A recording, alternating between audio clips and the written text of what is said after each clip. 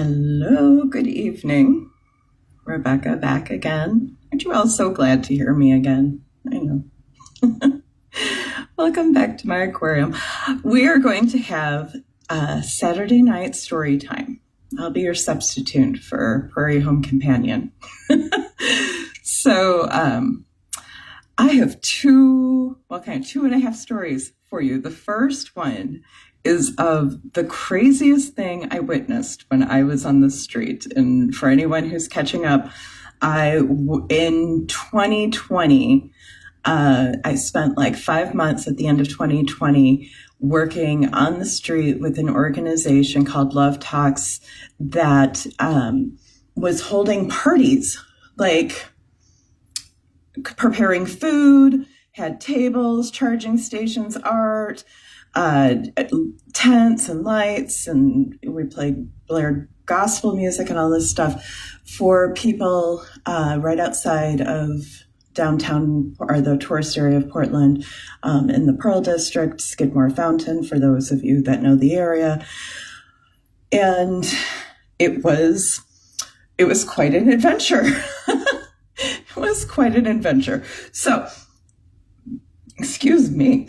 So the craziest thing that I witnessed there was this woman who we were cleaning up. We had, at the end of the night, you have to pack everything up. It was a big operation. Ideally, if we had 7 or 8 people, it could get done in 45 minutes. If there were like 3 or 4 of us, it might take a couple hours, but whatever, you keep going, you get things done.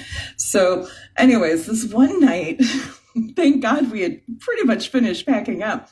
This woman comes over and she takes a cup from, wherever it is, and she marches to the middle of this, like, we're in this little plaza area, and she marches into the middle of it and puts the cup down on the ground and proceeds to pull her pants down and squat over it, urinate in the cup, pull her pants back up, pick the cup up, and then like splash it on our stuff. And we're all just like, well, that's like not what you do.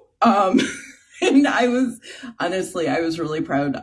We were on the streets and people do use violence on the streets. Like, the cops aren't going to come help anyone. And unfortunately, there are violent people. And yeah, so violence is very, very common on the streets.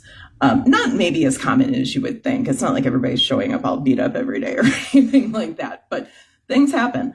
And in pretty much any other place in Portland and perhaps on the planet where somebody behaved this way, these people would have behaved violently towards her. But because it was our place and we only had a couple of rules, one of which was no violence, not by us, not in the place that we are using for what we are doing.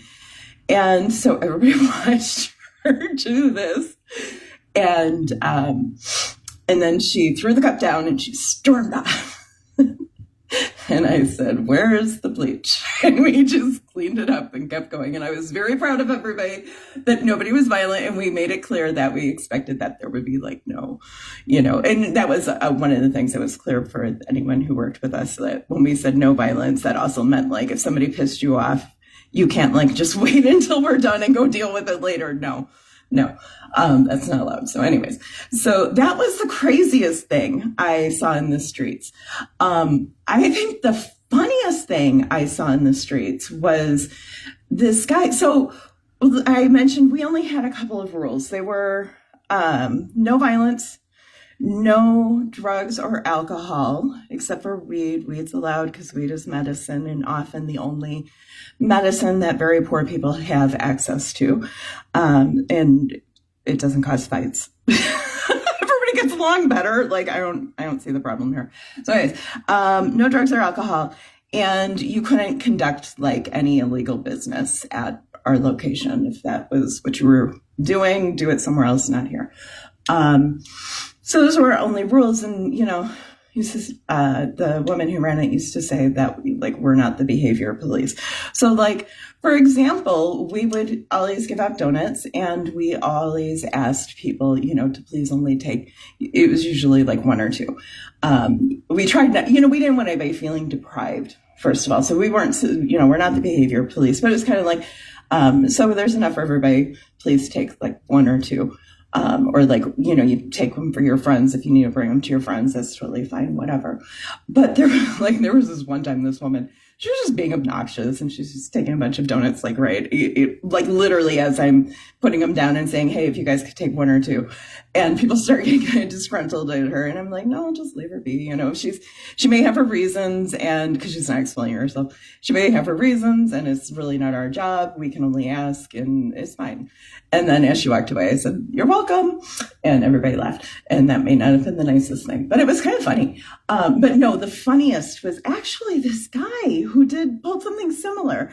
And people came over to me and were like, he is taking all these donuts. And because they knew about, don't confront people. We don't police behavior here.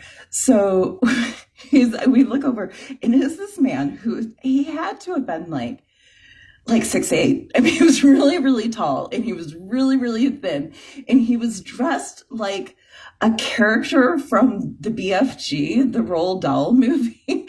Like he looked kind of steampunk. Like, I'm pretty sure he had goggles.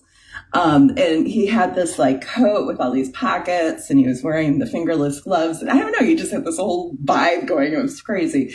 And he is over there, stacking donuts in a pile as tall as he is. Like, it is.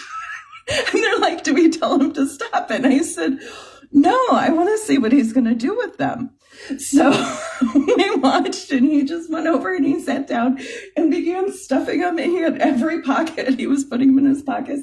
And then he just started eating them, just one after another. And we watched for a while, and I was like, I have things to do. But it was just, that was one of the funniest things. I think it was very funny. It was kind of astounding. One of those things that I'm like, most people will never see this, But one of the reasons why we allowed things like that to happen is for the simple fact that people who are homeless, they're obviously not treated very well. And often there are a lot of foster kids on the streets. And there are no small number of people who have simply never experienced what it is to be sated, to like take enough, like, and not be in trouble for it, not have to sneak it, like that might really be the first time that person's ever been able to sit down with 20 donuts and do what they want with them, I don't know, maybe they, but like, you don't know what's going on in some other person's being, that's all of that's really between them and God. And like, yes, it was a great luxury we had and a blessing, but, it's God's doing. God is generous and benevolent and wants us to have good things. And I know donuts aren't actually good for you, but neither is living on the streets. So there you go. There's my stories. All right. Oh, and if you haven't already, go over to my website, theupsidedownworld.com. You will find videos there. I also have a YouTube page that you can go to. But you can take a look at the setup that we had going on. There are a couple of videos from the street, and then I have a few stories I shared elsewhere, like how we saved America and how to stop murderers with donuts. Donuts are amazing, guys. Amazing. Anyways, love you. Bye. And now it wants to have a slow internet connection.